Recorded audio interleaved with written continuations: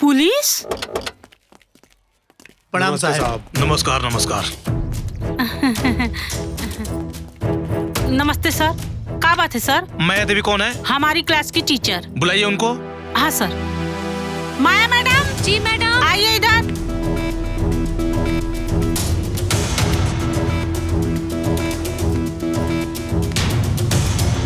आप सब ये सब लोग? कोषाहार का रजिस्टर आप मेंटेन करती हैं? जी सर। ले आइए उसको। अभी लेके आती हूँ। हाँ। सर आइए ना, कुछ नाश्ता पानी। नहीं, मेरे पास टाइम नहीं है। सर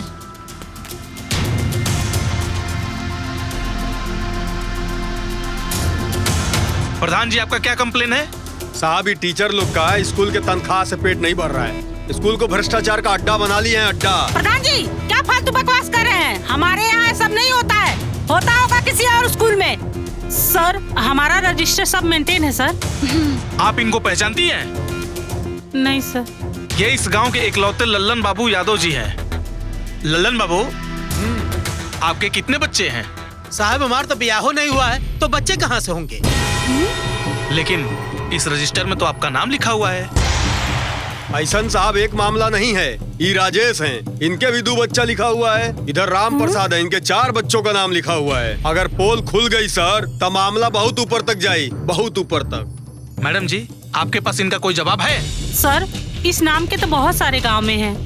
हाँ। प्रधान जी की सब चाल है सर। झूठ बोलने में आपको शर्म नहीं आती? हाँ? शिक्षक होके घोटालाबाजी करती हैं? आप दोनों शिक्षक के नाम पे कलंक है। आप दोनों को सस्पेंड किया जाता है। अरे सर, हम मैडम जी के कहने पर सब लिखे थे। हमारा कोई दोष नहीं है। अरे हमको तो ये भी नहीं पता था कि मैडम हमसे फर्जी नाम लिखवा रही हैं। देखिए हमारी बात पे यकीन करिए, हमारा कोई दोष नहीं, हम निर्दोष हैं साहब। इसीलिए आपको सस्पेंड किया गया है। 5 लाख रुपया जुर्माना राशि के साथ 1 महीने का मोहलत दिया जा रहा है। अगर समय से आप नहीं जमा करेंगी तो मैडम की तरह आप भी गिरफ्तार कर ली जाओगी। गिरफ्तार करो। नहीं सर, हमें छोड़ दीजिए सर, मुझे माफ कर दीजिए, मुझे माफ कर दीजिए। ऐसा गलती दोबारा नहीं होगी सर। आप शिक्षक की छवि को दागदार कर रही थी, शिक्षा को मजाक बना के रख दिया। अब अपने पाप का प्रायश्चित करना। चलिए हवालात का हवा खाइए। याद रहे, 1 महीना 5 लाख।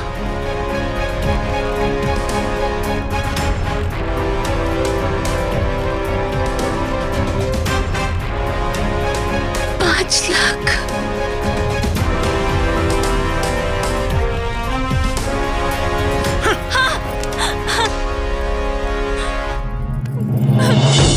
अरे तू इतना नीचे गिर जाइबू, ये हम कबो सपनों में ना सोचले रही। अरे तू जब स्वार्थी बन गेलू ना, तो हम सोचने की समय के तक समझ के माफ कर दे, जैसन बाड़ी हमर मेहरारू बाड़ी। लेकिन तू चीटर बन गईलू।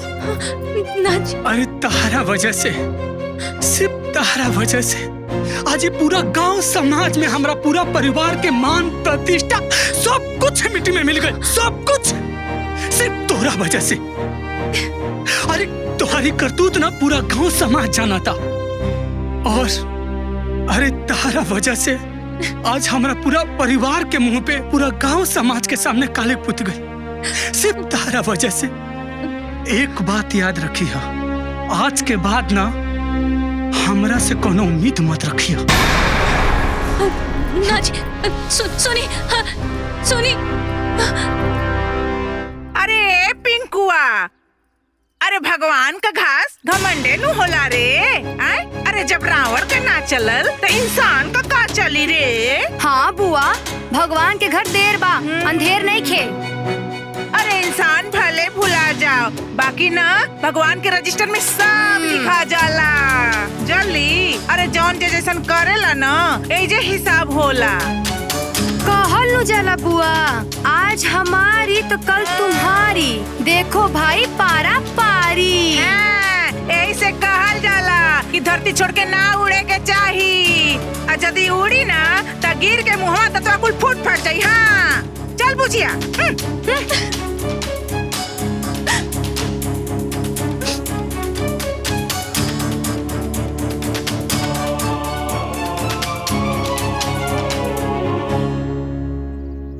अरे आप टेंशन मत लीजिए, डील एकदम सही से कर देंगे। ए बाबा हो देखी ना मनु जी इनका दिखाई तनी हमार फोन आवत हटे। हेलो। अरे मैडम जी और अगला पेमेंट काहे नहीं होत बाटे? सामने वाला पार्टी हमरा के पेमेंट खातिर बार-बार प्रेशर डालता। भैया अभी हम जमीन लेवे के पोजीशन में नहीं की, हमके हमार पैसा वापस करवा दी। अरे मैडम जी ऐसे थोड़े ना होला। वही बेरा हम रउवा के हर शर्त बता दिल रहनी कि समय पर और पेमेंट ना आई तो डील भी कैंसिल हुई और पेमेंट भी रिटर्न ना हुई। देखिए भैया हम बहुत बड़ा समस्या में फंस गए बने, हमके पैसा के बहुत जरूरत बा, हमके हमार पैसा वापस करवा दी प्लीज। मैडम ये बिल्कुल संभव नहीं है। संभव नहीं है? प्लीज भैया देखिए हमार बात समझे की कोशिश करी, हमार मजबूरी समझी रहुआ, हम रहुआ आगे हाथ जोड़तन पैर पड़तनी, प्लीज हमार पैसा वापस करवा दी। मैडम मैडम मैडम ये बिल्कुल पॉसिबल नहीं है। प्लीज भैया बात सुनी ना, हमार बात समझी। अरे मैडम भैया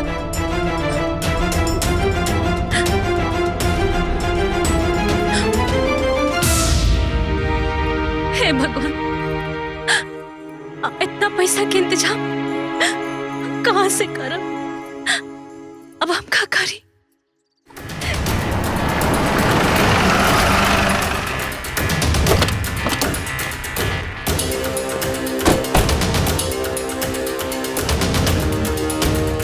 माया देवी जी कहाँ है? क्या बात है साहब? उनको गिरफ्तार करना है।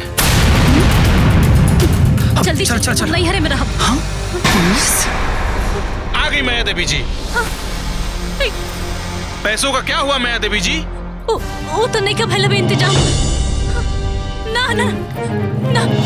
अरे काबिल, अरे काबिल माया गिरफ्तार करो। अरे रुकी हमारी बात। मैडम कहाँ भाग रही है? रुकिए। भागत कहाँ बालू? मैडम छोड़ दी हम कह रही। मैडम हमारा कौन दोष नहीं है, सुनिए हमारी बात सुनिए। हटो सामने से। देखिए तुम कहाँ रही? हमारी बात सुनिए। अरे देखिए ले जाने दो। हमारी बात सुनिए।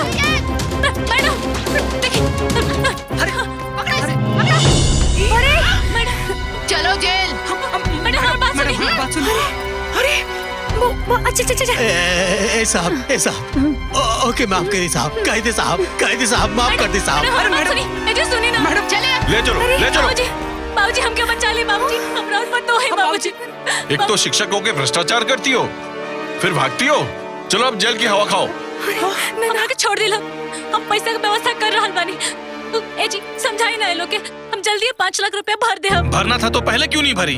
अब गिड़गिड़ा नहीं है। बाबूजी हमरा ऊपर तो है बाबूजी, रुआ कुछ करे ना बाबूजी, छोड़िए। साहब इनके छोड़ दे। पहले घोटाला करना है और फिर बचना है, शर्म नहीं आती आपको?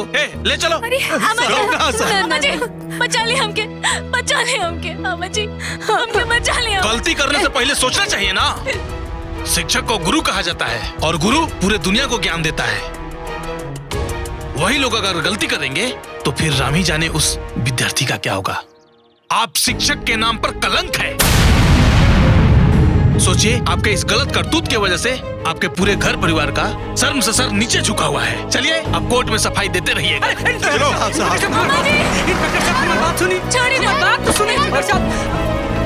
रुक जाइए सर जी, रुक जाइए सर जी।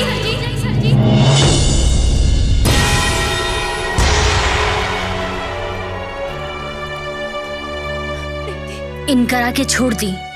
अब पॉसिबल नहीं है, इन्होंने समय से पैसा भरा नहीं, अब इनका टाइम खत्म हो गया है। कितना पैसा बा सर जी? 5 लाख। 5 लाख।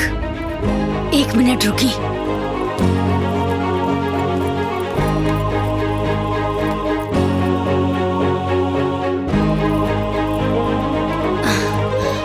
सर जी पैसा ले ली।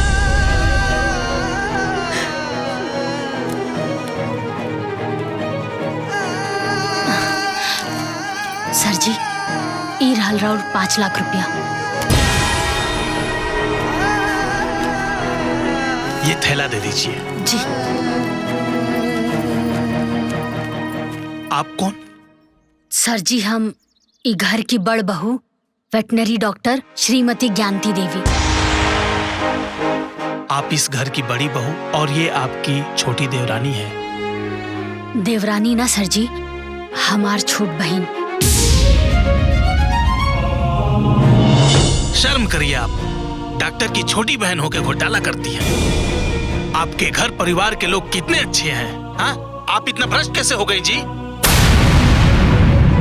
घर वालों का मान प्रतिष्ठा का जरा भी ख्याल नहीं है आपको। आप इंसान और इंसानियत के नाम पर कलंक है। आज अगर आपकी बड़ी बहन पैसा नहीं दी होती तो आप जेल की हवा खा रही होती। छोड़ दीजिए इनको। धन्यवाद।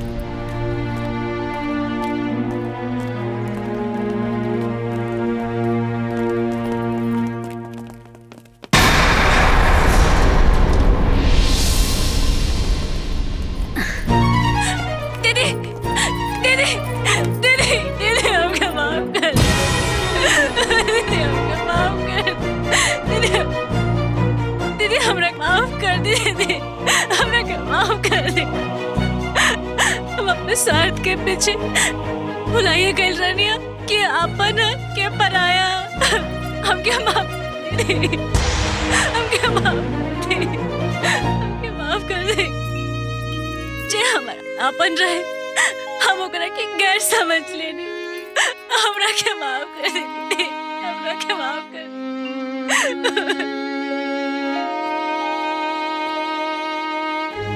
भाभी, हमरा जो याद बा कि जब भी घर पे मुश्किल पड़ल बा रहुआ हमेशा ही घर के मुश्किल से निकलने बने। और देखी ना, जेरा और दिल के हमेशा दुख होलस, जेरा और हमेशा तिरस्कार कैलस,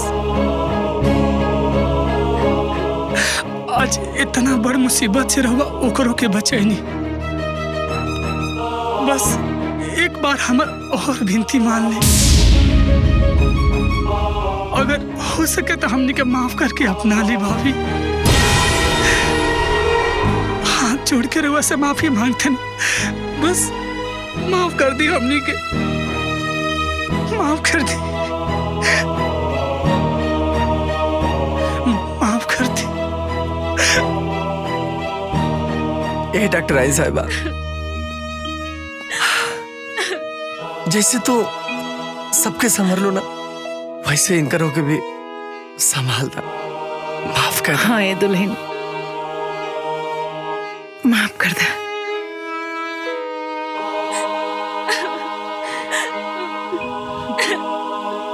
हाँ दुल्हन, माफ कर दो।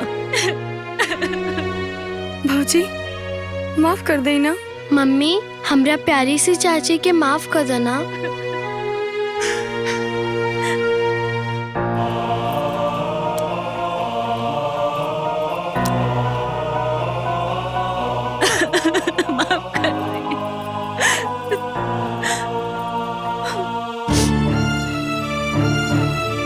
माफ कर दे, माफ कर दे। हम आज ले तोहरा से कबो कोनो शिकायत ना कहनी, लेकिन दिल पर चोट तो हमरो लागल है ना।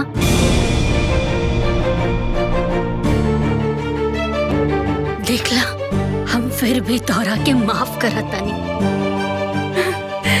अब तक खुश बाड़ू? काहे से कि जौन पेड़ के पानी से सींचल जाला ना, ओकरा के फलल फूलल देख के बहुत खुशी होला, बहुत खुशी होला, बहुत खुशी होला। बाबूजी,